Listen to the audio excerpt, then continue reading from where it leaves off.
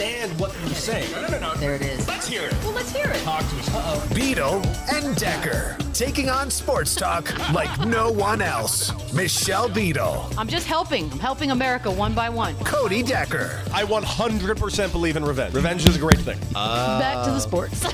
Back and ready for more. Every time I tune them out, they pull me back in. It's Beadle and Decker. Here's Michelle and Cody. Hello, everyone. And yes, you are hearing my voice, your favorite, Cody Decker, right here on a fantastic Thursday. And yes, no Michelle Beadle today, but that's not a big problem because on certain days such as this, when it comes to a Thursday, we have a certain gentleman in, a certain bald gentleman, a certain bald, jacked gentleman who is one of the very best in this industry when it comes to anything involving gambling, anything involving having a cool son, anything involving football, anything involving basketball, anything involving baseball, anything involving the NHL. This man works everywhere. I don't know how he even finds the time to work with me today. And yes, we're an hour early. The one and only Keith Irizarry. He is just looking fantastic in a landscape behind him that is not at all fake. How you doing, man? New York City, right behind me, bro. How you doing? How's everything going? Yeah. We live in dreams. We live in dreams here. What a liar. Yeah. What a No, never lied once a day in my life. Also, I would like to, first and foremost, thank you very much for that intro. It was fantastic. Thank you. You had an interesting introduction for yourself. Do you remember what you said about yourself or no? Everyone's favorite because I am everyone's favorite.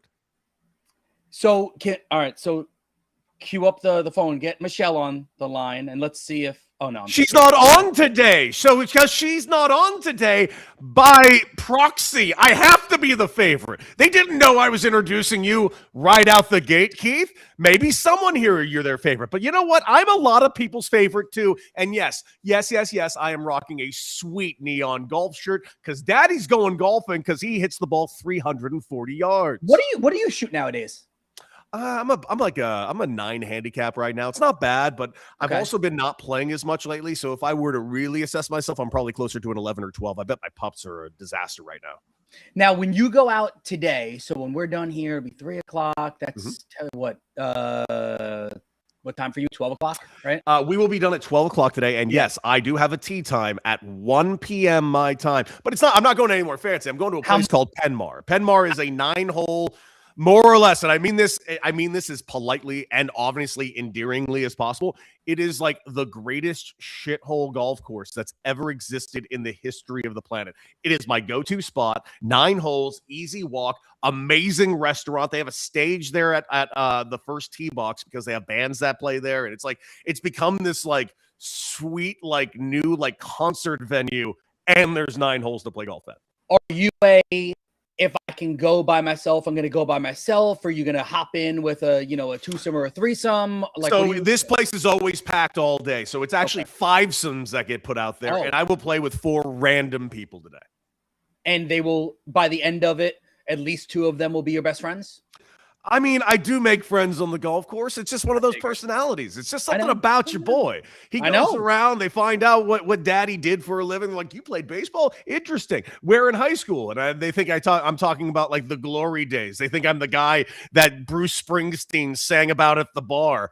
No. I played. It's like, did you go to college? I'm like, yeah. And I tell them UCLA and their eyes perk up. I'm like, I did also play professionally 11 years. Like, oh, wow, how high did you get? And then I get to tell them I was in the big leagues, and then they just completely melt. And then they're like putty in my hands. Yeah.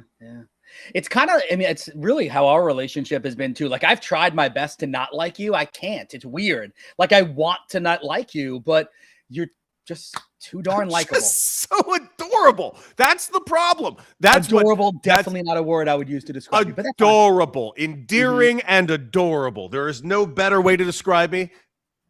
Endearing, yes. Adorable, I'm endearing and adorable, and you know who else is endearing and adorable? Oh, that's Steph Curry. That Steph Curry is endearing and adorable. What a segue. I feel really good about it. In fact, I feel so good about it that I'm just going to go ahead and play a little clip that you sent me because I can't get enough of this little clip. Here's Steph Curry being endearing and adorable.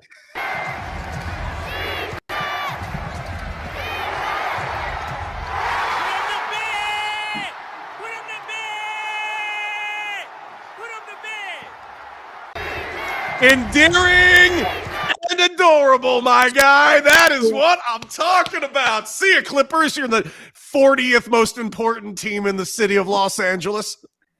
I would like to break down that video for you because there are so many things in it. So obviously the guy who posted it, put it to bed, that's a cool line, right? The shot being made by Steph Curry was glorious because it ends up putting them up by, 2 at the time. They would end up winning the game 126-121. But I think the coolest part of that video was, he knew it went in, by the way, but when he was like over the fans and he goes, that went in? Did that go in? And then just starts running off. Because that was his thing that he did a couple of years ago where he shot the ball, turned around, didn't look at it, and goes, 1, 2, 3. That's good, right? And runs off. Like, I think that the world of basketball, so we routinely, right, what's always the debate everyone goes, who's the GOAT? Is it Jordan? Is it LeBron, right? All the time. And I think you and I joked about it last week, like, oh, we could do that every single show and people would watch and people would argue. Put that to the side right now. I think you can make a legit argument that no one over the last, let's say, 40 years has meant more to what basketball has become than Steph Curry. Oh, yeah. I would actually agree with that. Yeah, because, all right, so like the Wilt Chamberlain era and the Kareem Abdul-Jabbar era made it so that you couldn't just goaltend every basket, and they tried to limit how you were dunking and all that kind of stuff. So it changed some rules there, right? And 3-second violations in the NBA. Michael Jordan kind of took the torch from Dr. J on how the game was played above the rim as not a 7-footer, but like as a guard / small forward type of player. Then you kind of ushered in like the Kobe, Tim Duncan generation, but none of them changed the game per se. Then you even go to LeBron. And while, longevity is becoming a thing that people talk about, right? He didn't change the way basketball was played. But I can tell you, being as someone who's got 2 boys that play AAU basketball, and I'm around this all the time, Steph Curry changed the game. Big time. Steph made, and actually I'd like to throw Allen Iverson in there, by the way, too, and I'll come back to that in a second. But Steph Curry made every shorter shooter believe that they could make it to the top. And the reason I want to bring in Iverson, I'm going to bring this too, just little flex, just me and Allen Iverson kind of hanging out. Oh, look at you. Can we talk about what's on the top of your head in that photo? No, that's the shadow. There's no hair.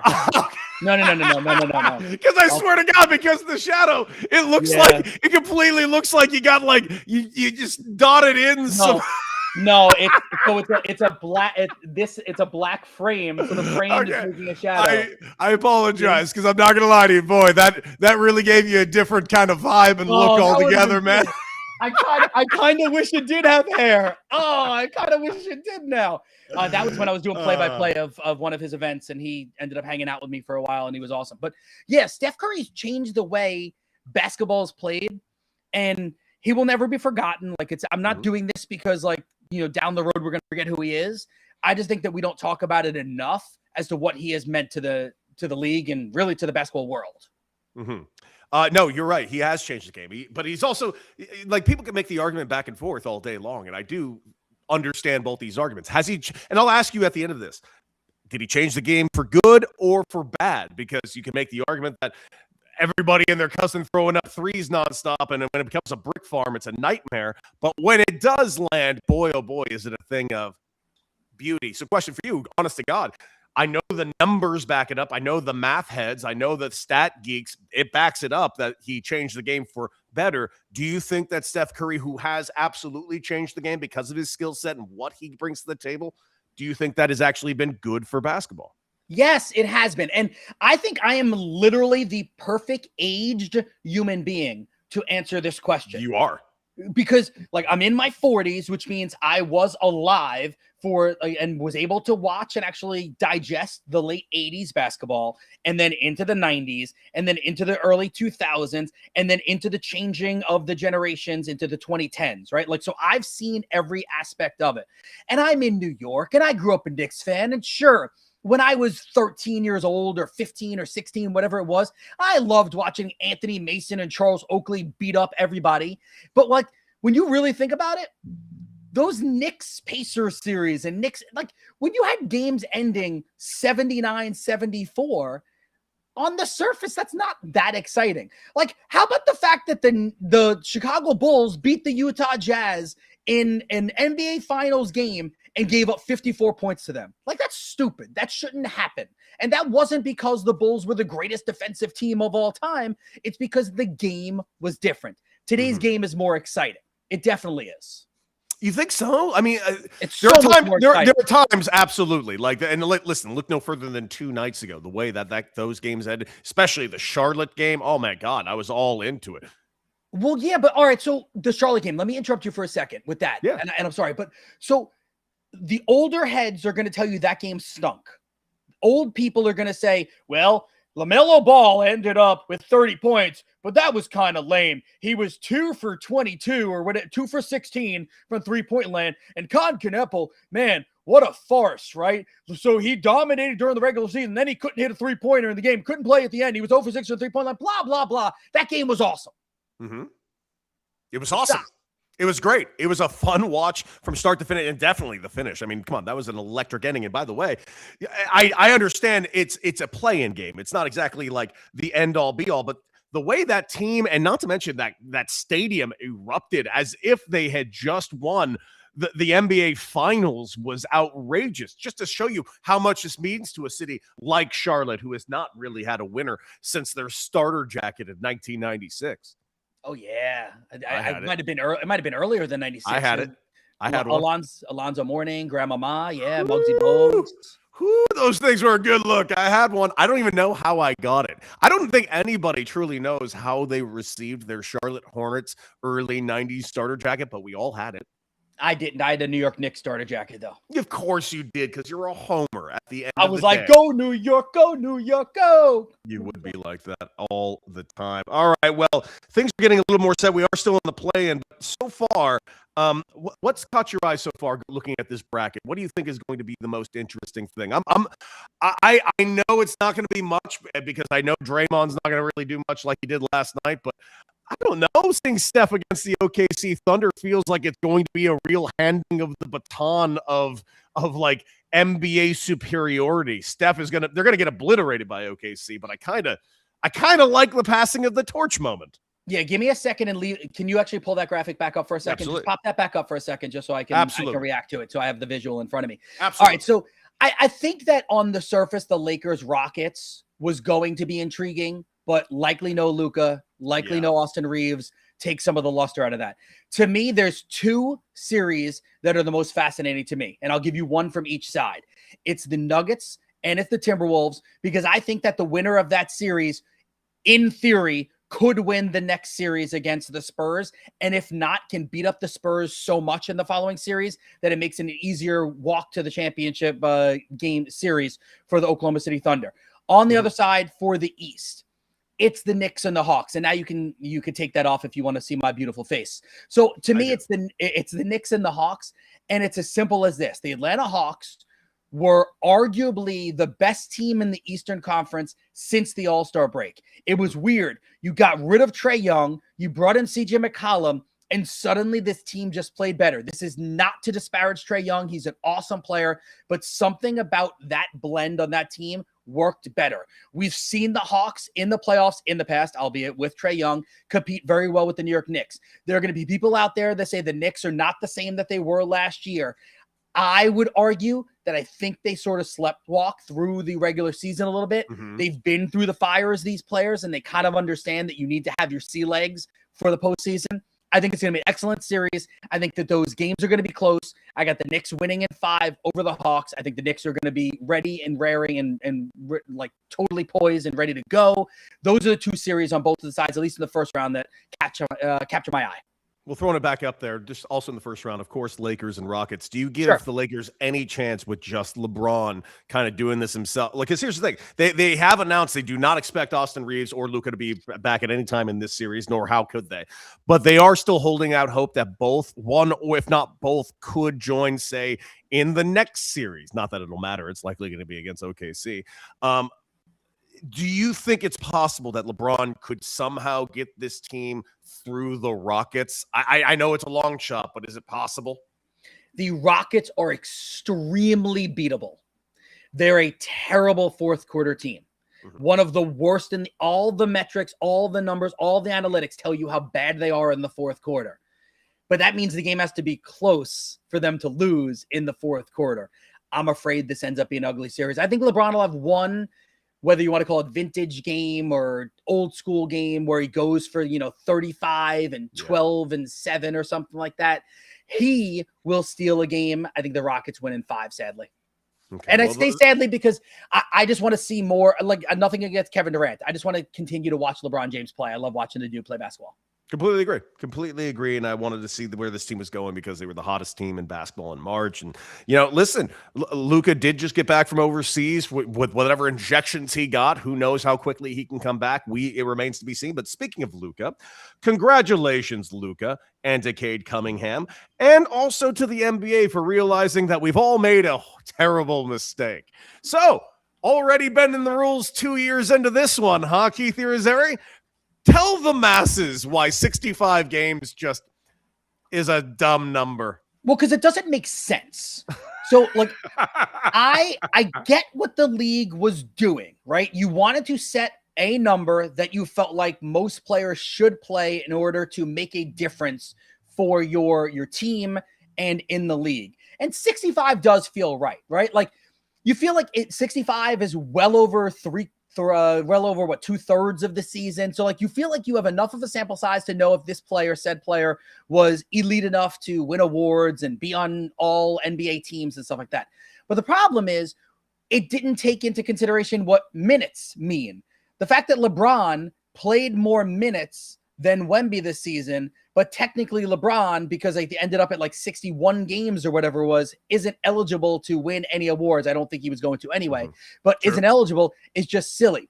So I like what the NBA is doing here. They're allowing you to petition for hardships if you miss 1, 2, 3 games for something that is deemed a hardship, which is weird to say because, for Luka, it's having a child. And for Cade Cunningham, it's for puncturing a lung. It wasn't like he wanted to be out. I think it made sense for both of them. I know Anthony Edwards did not win his petition, and he will not be eligible for any of it. Yeah. Listen, what adjustments are they going to make going forward, do you think? I don't know if they're going to change the number. What I think they might do is they might adjust even the number you could petition for. So right now, I think it's 2 games, right? Like if you get to 63, you could petition to get your 64th and 65th game. I wouldn't be surprised if they change it to 60. And then they go 60 out of 82 makes sense. But if you play 59, no petitions. Okay. Well, how about this? Let's get away from just the pure sports of it all. And let's get to some good old-fashioned quick hitters. No shame, no problem. Here we go. Quick hitter number 1 for you, my guy, because this is really interesting. We actually talked about this earlier this week with Tyrone and again with Michelle, because Azzi Fudd was the first pick overall in this year's WNBA draft, and she's going to join the Dallas Wings with her former college teammate, Paige Beckers, and of course, who was the Rookie of the Year last year. And these two are in a romantic relationship and has gone back since they were in college. But they didn't do a hard launch until about a year ago when they were no longer really teammates. Here's the thing. I have no issue with any of this. Now, granted, as someone that has worked with a significant other, I would never do it again. That is for damn sure. Can't stress that enough. 10 out of 10 times. When anyone asks, the answer is there's no dollar figure to make me do this. There's always a dollar figure, but anyway. There's another.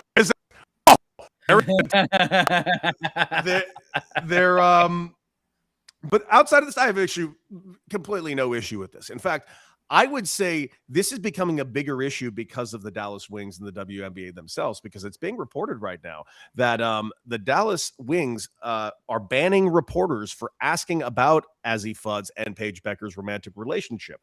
And in doing, I think it's Azzi. Azzi. I'm sorry, did I say Azzi? The thing is, I don't have an issue with this, with the exception of why it's like a Streisand effect. It's like you're making a story that isn't one by not allowing anybody to even make it a story. It's not a story, but now it's kind of turning into one. So this is the social media, borderline TMZ world that we have, been thrust into.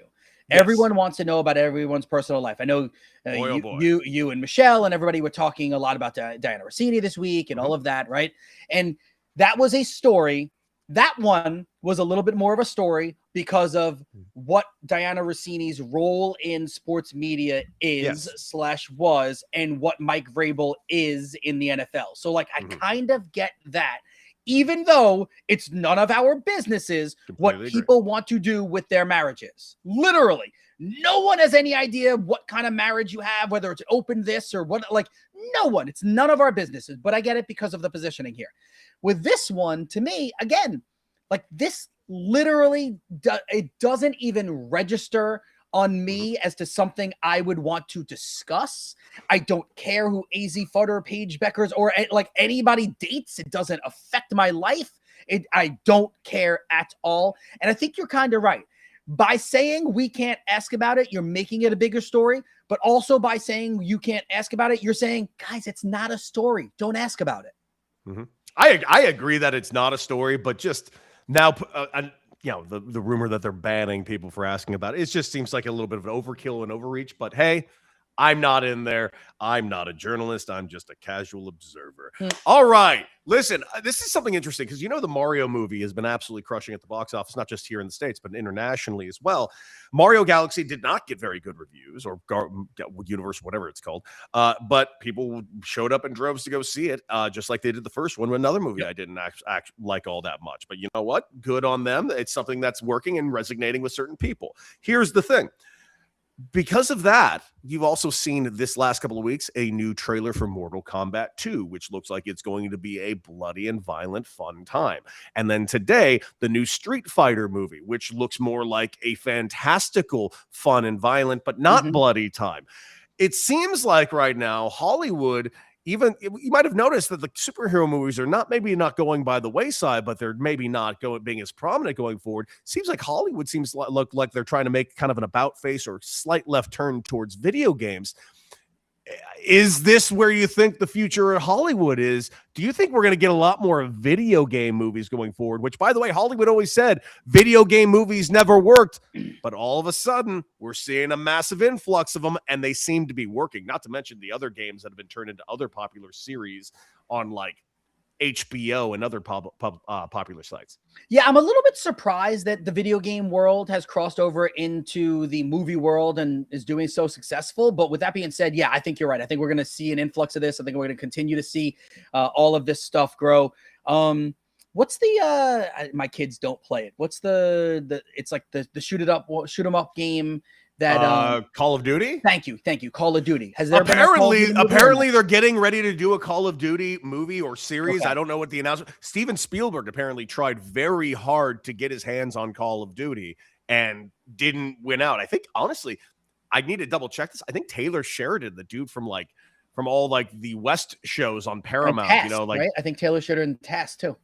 Yeah, I think he might be doing it. So if that's the case, okay, cool.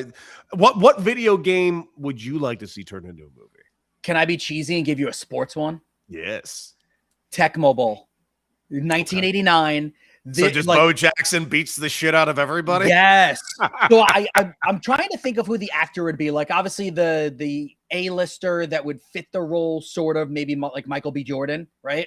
I could kind of envision, and he is very much into like he will do whatever is necessary to look the part. So I could see him throwing on like 30 pounds of just pure muscle to be able to run through human beings. Now, obviously, I think he's about 5'10". I don't think he's that tall, and Bo Jackson was bigger. So, you know, camera angles. I mean, nobody knows that Tom Cruise is as short as he is either, unless we tell you that he is, right? Oh, he's short. I know, short. But he's like, quite short. Yeah, but I mean, you wouldn't know by watching the movies, basically, is what I'm True. saying.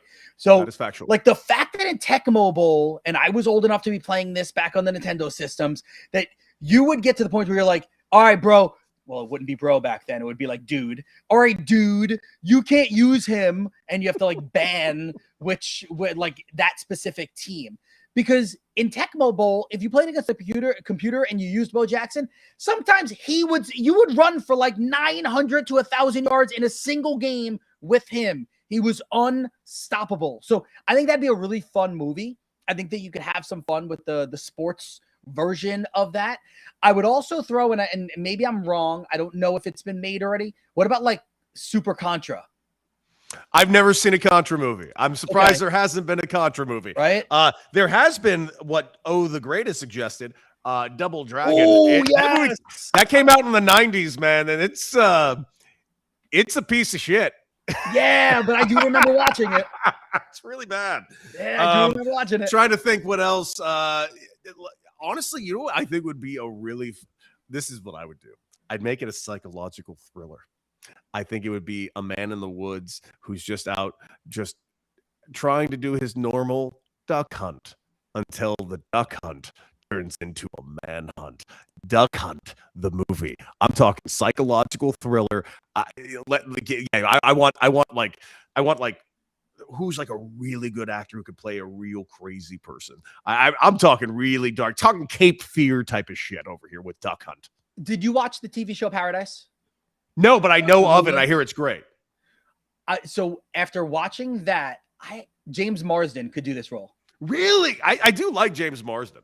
And I'm looking forward to seeing him reprise his role as Cyclops in the upcoming Avengers movie. That's gonna be I once sang karaoke with James Marsden. Really? Accident. We used to work at the same gym a lot. Yeah, he was a really nice dude. Yeah.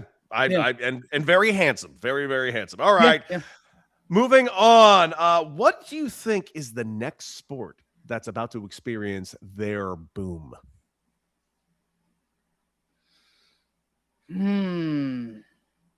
Well, what would you quantify as the last boom? I would say that the WNBA is currently in their boom. Okay. And Major League Baseball, I would say, is experiencing kind of a resurgence boom as well.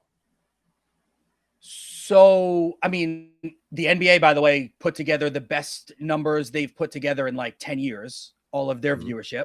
They're on a rise. If you're okay with it being a major sport, I think that the NHL is like teetering on a boom because of coming off the Olympics, coming off of Four Nations, the global movement that the NHL is making. I don't want to sound like a company man because I work globally for the NHL, but I do believe that it is picking up the right trajectory. Also, I think the league is finally starting to understand how to kind of push some of the youth movement. Like Macklin Celebrini this year was really pushed out there, and people actually understood how good this kid is at, like 19 years old. And some of the other young players in this league, if they can continue to market their players correctly, I think that league could have a big of a boon. I also could throw out, like, I think car racing has an opportunity, like F1 with everything they were doing in Vegas in the past. And I know there were some issues there, but like, I think that it's an easy watch on television because you can like casually watch it while you're doing other things and the races last so long. So maybe there. All right. I'll give you mine. Okay. Dude, I think college baseball is about to go through something. There's been a lot there's been so much social media chatter and increased interest in college baseball in the last year and a half, and especially out here in Southern California. UCLA baseball has been selling out games left and right. They're getting more shout outs from the MLB network than any other team I've ever seen in college baseball. Not to mention MLB is tweeting about them. They rocked these really viral Jackie Robinson jerseys the other day. Jackie Robinson's granddaughter went out and threw out the first pitch. I honestly personally think this. I honestly think even more than March Madness, I think the College World Series is the best setup of a playoff structure in all playoff structures that currently exist. And I think in the age of social media, as things continue, I think in the next 3 years, I think Omaha, Nebraska is going to be like a viral sensation like it's Coachella. I honestly think college baseball is about to hit something that we have not seen in college baseball before. All right, I'm going to push back. And I remember I'm the baseball guy, right? Like I know you played the sport at the highest level, but I cover baseball pretty much my entire career, right? So I love the sport of baseball. So I hope that you are correct. If for nothing else, it allows people like you and me to have other opportunities for work if it continues to blow up like that too, right? But I think that the College World Series is confusing right now. I don't think that anyone understands the pods and this and that and who's playing what and why is this team here. And it is For the casual fan, I think it's still confusing. I think they need to figure out how to make it more of a March Madness where you can actually follow a bracket a lot easier. The second part of this is, and I know I'm on the East Coast because I say it all the time, and I don't want you to think that this is an East Coast bias, but like East Coast college baseball is typically not that good. So people from my side of the country won't even pay attention to college baseball until it's the College World Series. That's fair, but you have the South where it's absolutely huge, and now the more West Coast you get, the more popular it is as well. And also hear me out on this. This is another reason why that I think will make my point. I think you'll agree with this one more than my other points. Say there is a work stoppage. There won't be in college next year, and guess who's going to want to watch some baseball when next February and March comes around? This guy, and I'd say roughly 100 million other United States baseball fans. Yeah. And guess what? Connor Griffin just got his bag with the Pittsburgh Pirates. He's 19 years old. If there was a work stoppage and he was still eligible to play college baseball, and you're told that this kid is the next generational great player, guess what? Every baseball fan's just going to tune into his games for whatever college he was playing for at that time. And it would become must-watch television. All right. Good point. I like that. That last point swung me over. Thank you. Felt good about it. I knew I could get him. Okay, do you know about an actress named Adria Arjona? And I apologize if I've mispronounced her last name. I've seen her acting in a lot of things, but I don't know exactly how she pronounced her last name. No, I don't know her. Adria Arjona is an actress that was in the show Andor on Disney Plus, which by the way was fantastic. She was fantastic in it. She looks like this. She's a very attractive woman, very good, and a very good actress. In fact, she currently has been speculated by a lot of fans. A lot of people have been dream casting her in certain superhero roles. Well, good news, everyone. She has been cast in Superman's next movie, which I believe as of right now is going to be called Man of Tomorrow. It would begin shooting in the next couple of weeks. And she's casting the character of Maxima. Here's the thing. Everyone that is a fan of DC Comics and these movies thinks that's bullshit. They think that she's playing none other than Wonder Woman, because she is the actress that everybody has been begging James Gunn to cast as Wonder Woman. Oh, add to the speculation, her boyfriend is former Aquaman and current Lobo actor in the DC universe, Jason Momoa. So it could be that Lobo and Wonder Woman are already in a relationship, and I'm not going to lie, she would be a perfect Wonder Woman. Yeah, these movies, got to be honest with you, not on my radar. Haven't really seen them. Know what they are, of course. Grew up watching Superman, all that kind of stuff. So I'm gonna lean on you on this one. Sure, make her Wonder Woman. Oh, okay, you're no fun at all. You need to learn the cool. You need to be cool and read nerd shit like comic books, like me. All right, if you had your chance right now and you had the opportunity to delete any app off your phone, what are you deleting and never looking back on? Oh my God, that is, can I look at my phone? Sure. Let's see what I'll throw out mine right now. Twitter would be gone. I would get rid of Twitter, and I'm very close to getting rid of it already, and I'm looking to tweet way, way less again. I stopped tweeting for 6 months too. I get rid of the Handy app. It's how you hire handymen to come do work at your house. I had that for maybe 10 or 15 years ago. I realized it's still on my phone, but I've actually gotten pretty handy. I can fix things now. So I don't think I would need that anymore. I would delete that. I like it. I like it a lot. Nice. Very good. I also don't know if I need my Coinbase either anymore. I don't really have much. Oh, I got rid of that. I got away from all things crypto. I don't trust any of it. Here. Okay, final quick hitter. Keith Irizarry. Actress Shannon Elizabeth is starting an OnlyFans at the age of 52 years old. Keith, does this give you hope that you're not out of time yet? Oh, God. What, for me to have an OnlyFans? Yeah, you got 20 abs, man. Show them off. Time to capitalize, bro. Sports media industry is brutal. Start sending out those Speedo shots like the way that, Oh, no.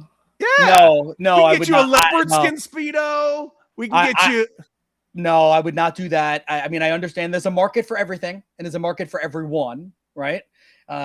you sent me a video recently about like older women, like it was a joke thing that then suddenly they're your age. And I'm like, huh, that is true. But no, good for Shannon. Hope it works out for her. OnlyFans would not be something that I would partake in. But yeah, I'm sure that she will do very well with it because of her American Pie days. Yes, those were she was very popular during those days. All right, let's get back to the sports before we get to the actual important sports. Real quick, Keith, if I could blush, I would have blushed. I know, but Keith, what was your reaction the other day when you saw this show up on your screen? Oh God, yo, technical difficulties, bro. Oh. So it's funny, actually. Michelle and I DM'd each other a little bit about it. She posted something, I responded, she responded too. Like we wrote back and forth a little bit about it. So I think I've told you this before with my boys. Like my older son, he's old enough to stay up as kind of as late as he wants, but my younger son's 11 years old. But I go by the Boy Meets World methods of fathering. And I don't know if you remember the episode where the dad allowed Corey, he actually went up, woke Corey up to watch Curt Schilling pitch a perfect game for the Philadelphia Phillies. And then Corey fell asleep in Mr. Feeney's class the next day.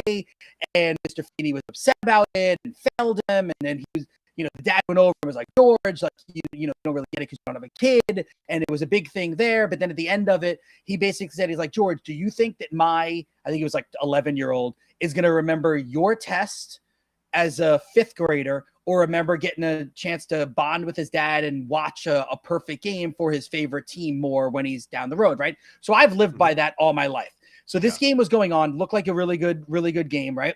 So my 11-year-old, Alex, was already in bed and was getting ready to go to sleep.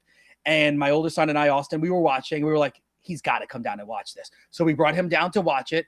And when that technical difficulty thing happened, we go, what? No, just what? Like all three of us. And Jody, initially, what happened from upstairs?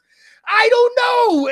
It's what? And then I don't know, Margot. Oh, and then we refreshed and it was there, and all we missed was 20 seconds. Yeah, not a good look. Not a good look for Prime. Pretty bad look.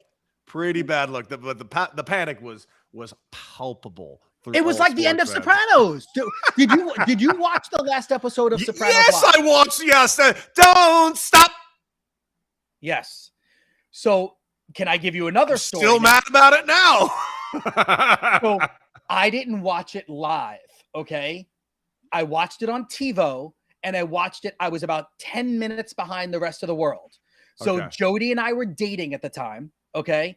And I don't remember why, but for some reason, like I was going to her house to watch it. Okay. And she's like, we weren't able to start it exactly at the right time, but she TiVo'd it. Again, that's how old I am, that it was TiVo, not DVR. Real TiVo. Yeah, real TiVo. So we're watching and it goes black. And I immediately look at her and she looks at me.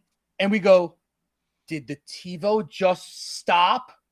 We thought that that's what happened. And then we found out that it wasn't. But yeah, that was how the technical difficulty thing felt for me. PTSD. Still not a fan of that ending of that show, but what are you going to do? It's not for me, I guess. I also wasn't the biggest Sopranos guy either. Like I know everybody treats I was in the Sopranos. It's not shocking. Not shocking. Yeah, I was in an episode. Yep. What'd you do? What'd you play in it? I was in the bar. The episode that Adriana got killed. I was in that bar scene. Okay, that was yeah. That was. I was in the bar in New Jersey, one. Full head of hair, all black outfit, and everything, like very nice. The Vinny Boombots guy, And the funniest part is that you actually see me twice in it. Yeah. And clearly there was an editing mistake because there was no way that I could have been here and here. Oh, don't you love that? Dude, now you're a part of Sopranos lore. That's badass. You kidding me?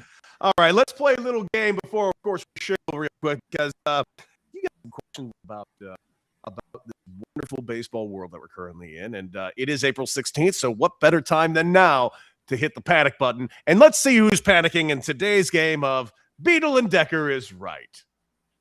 Beadle and Decker is right. And I'm going to use this as I'm going to give you the tagline. You're going to answer the question about this said team.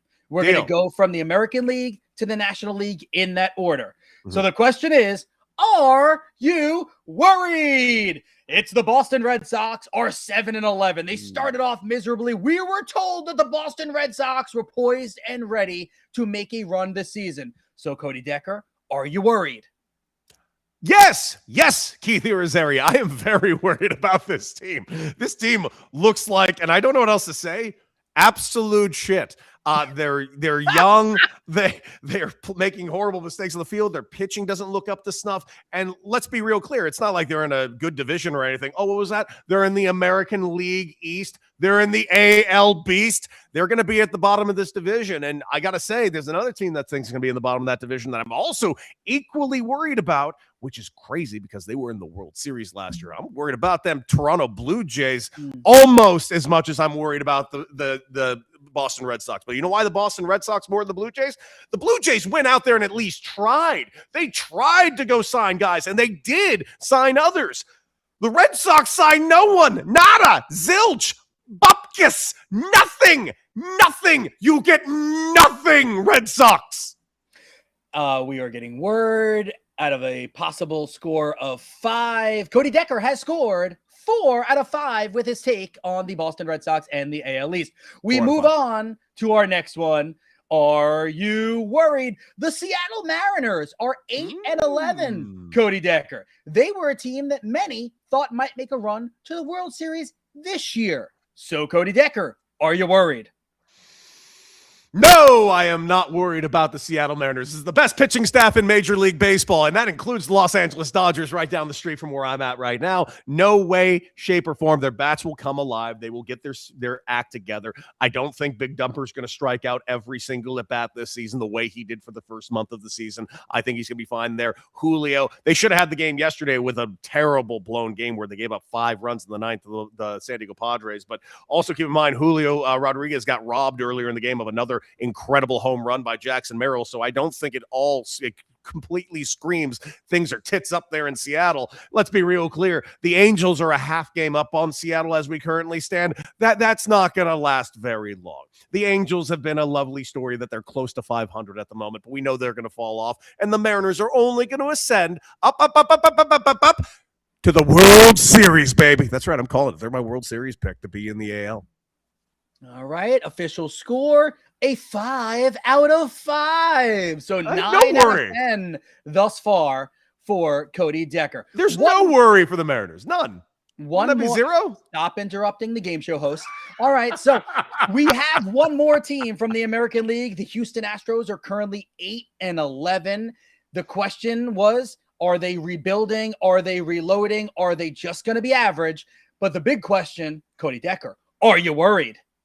I am worried about the Astros. The Astros don't feel like the old Astros from the old days, man. They're getting older as a team as well. I'm not really feeling it. And not to mention the Japanese phenom that they brought in. Apparently, he's really having a hard time adjusting to his life in Houston. Yes, I can understand that. It's one thing making your adjustment to coming to the United States from Japan, but making your move from the United States to Houston, not that Houston isn't a good city, but apparently the dieting and the way that's a humid-ass place down there in Houston. That's just a different spot. I thought it was unique that he even chose the spot, but they do have enough bats that should carry them.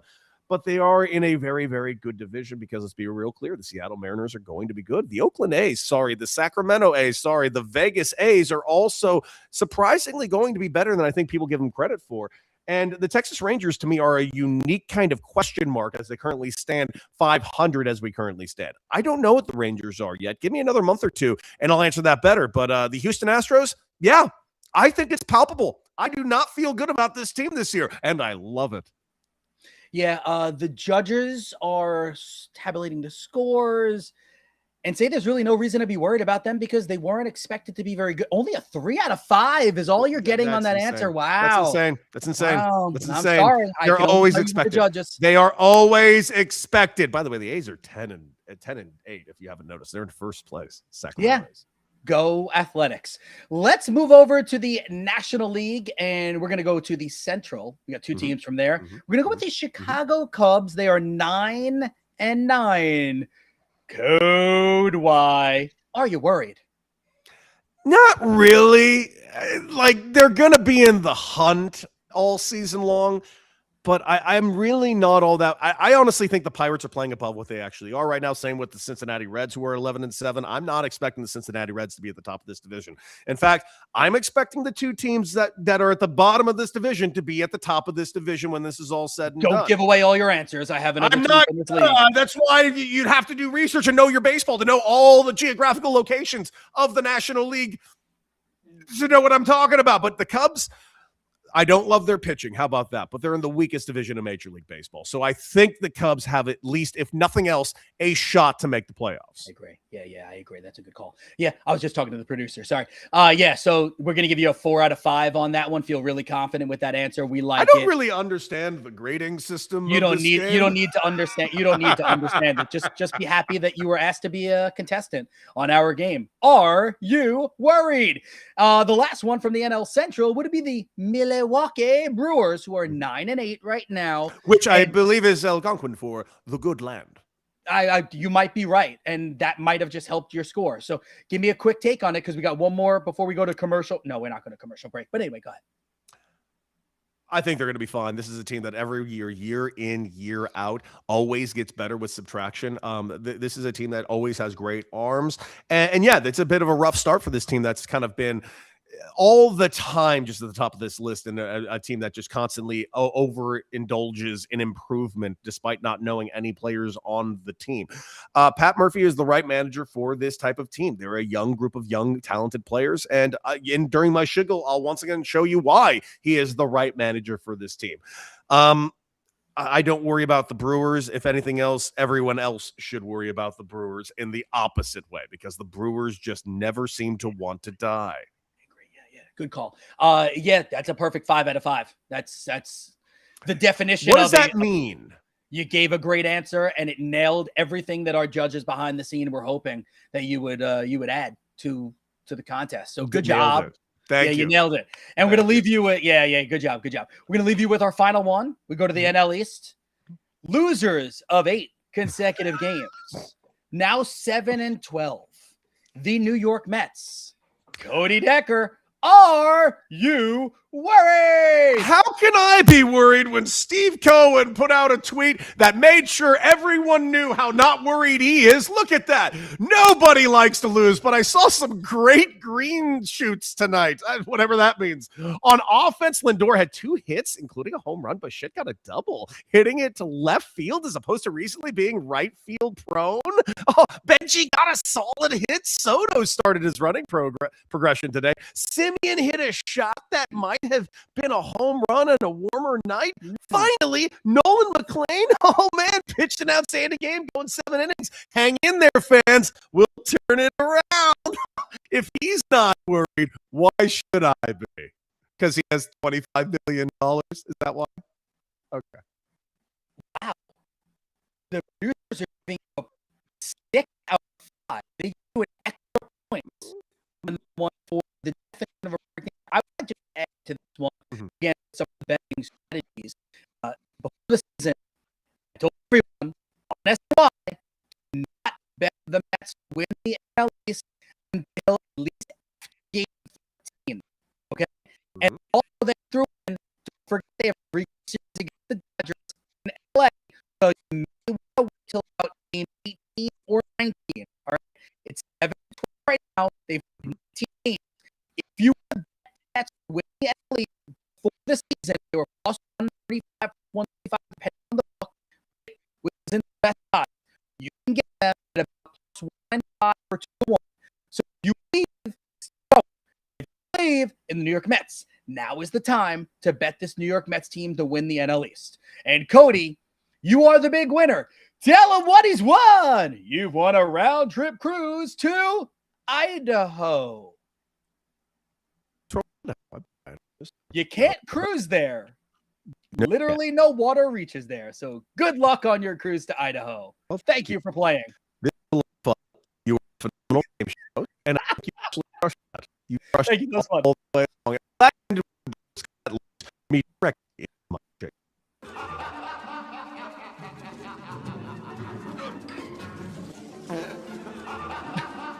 So Keith Irizarry, very clearly, I played this video yesterday for Michelle Beadle, but I want to play it for you because I think it's very funny and it's very impressive because Pat Murphy is the right man for that team, that young group of ball players. But the other night, one of his pitchers was booed off of the field after blowing a save. And I would like to show you Pat Murphy's response to that thing. It's a minute, about 50 seconds, but enjoy my shingle. But the fans booing him after he saved 30 games for this team, a kid that's been through all that he's been through, and what he did the year before for us to help us win the division, and then what he did last year, and then came out with an arm injury and still pitched, and pitched one of the biggest innings of the Game 5. And for them to be booing him up there, that's just not our best fans, that's for sure. We have the great fans.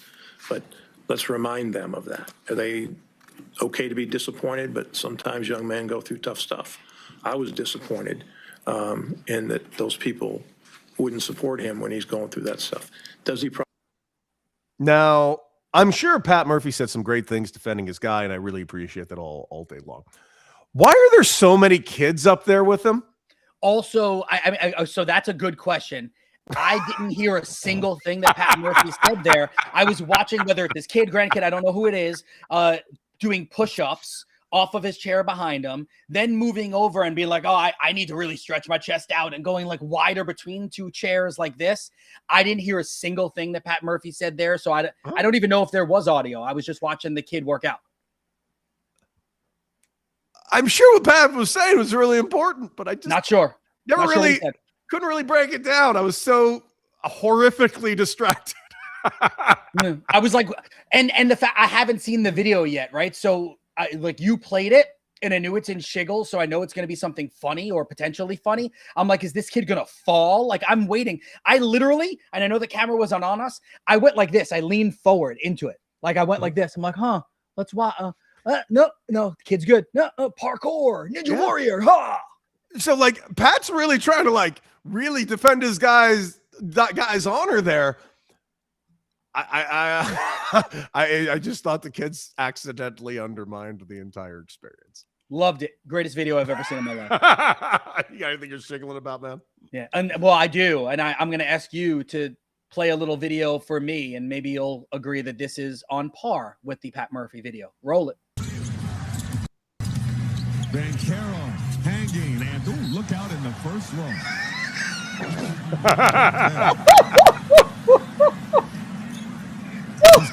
You could. That ball was fired against for two.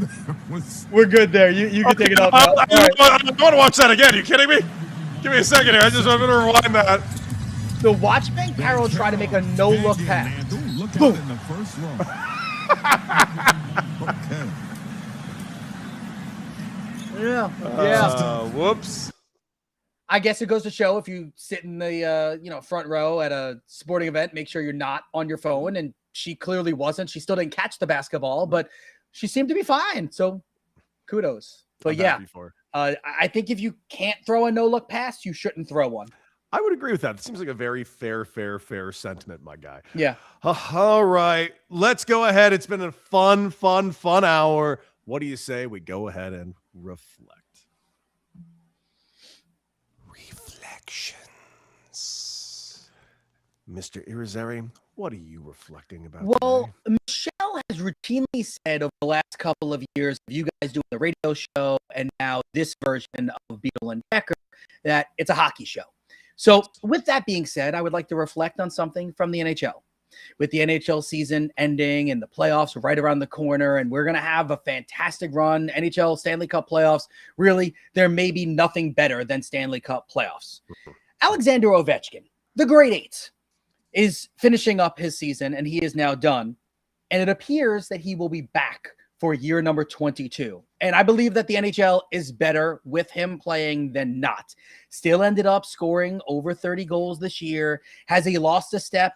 Yes. Can he be on the ice as, the TOI, time on ice? Does it work as well anymore? No, it doesn't. But he is still electric enough, and I am happy that it looks like we will get at least one more season of the Great Eight. As you know, I'm going to echo what you just mentioned already. This is a hockey show, as we've all said all along. This is a diehard hockey show, and I'm back here in LA. And listen, I'm back with my LA Kings. Yes, that's right. I am going to finally rejoin my former fandom as a child, and that's it. I'm going to be a Kings fan. I'm going to go all in, baby. Kings all day. Who are they opening up with? Colorado? Colorado against the Kings. Let's go. Kings all day. Colorado had 54 wins, huh? 54 Yeah, wins? the LA Kings 54? are losing. They had 54 wins? Kings are losing. That's like 20 more wins than the Kings had this year. Yeah, is that the official matchup actually? I believe so. Last I checked, it was. I think you're right. I think you're right. Oh, Okay. 54? The Colorado Avalanche won 50? Shit. Then my fandom is reopened again after the Kings get knocked out quite handedly by Colorado. Yeah, I don't think that's the official matchup yet. I think there's still a little bit of potential movement. Then Kings all the way, baby, as long as they don't get matched up at any point with Colorado. I'm trying to look. I looked yesterday. They were matched up to them as of yesterday. Yeah, I think something could still change today, I want to say, but I would have to double check that. But yeah, this is a hockey show, and my Kings are going to do great, provided they don't You know what would be awesome for your city? No, yes. Let's make a really final statement from me before we sign off. What would be really cool for your city, being in Los Angeles? So the LA Kings make a run to the Stanley Cup final, right? And King James makes a run to the NBA Finals. That would be fun for your city. Yes, it would. It would also be obnoxious, but yes, it would be. It would be. But I know. But remember, you're not obnoxious. You're adorable and endearing. Call back. Nailed that. If you watch the beginning of the show, you'll know that I am both of these things, adorable and endearing. Hey, guys, make sure you like, share, and subscribe to the show wherever you get your favorite podcasts. And, of course, right here on YouTube. You can also get us on Twitch. And, of course, Michelle Beadle will be back on Monday. And I'll be back here tomorrow with a special guest, Keith Irizarry. Can you name one of the 90,000 places they can find you? ESPN, National Radio, MLB Network, NHL Network, VSiN, SNY, teach a class at Hofstra, and on an AAU court near you. Dear God. Like, share, and subscribe. Make sure you check us out on Instagram at Beadle and Decker. We'll have some clips up later today. And, yeah, that's it for us. Enjoy yourselves of Sports Day. Adorable. I'm going to go to the golf course and be adorable and endearing in this sweet outfit I'm rocking. And, yeah. I'll see you guys tomorrow. Until then, RIP.